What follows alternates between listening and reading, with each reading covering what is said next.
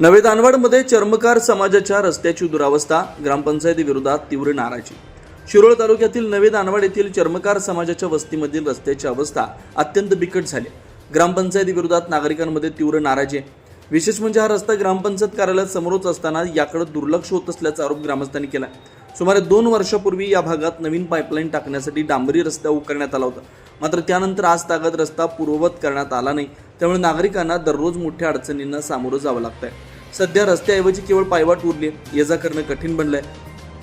पावसाळ्यात या मार्गावर चिखल व पाणी साचत असल्यानं परिस्थिती अधिक गंभीर होते। याशिवाय रस्त्यावर गुडघे एवढं गवत व काटेरी झुडपं वाढलेत।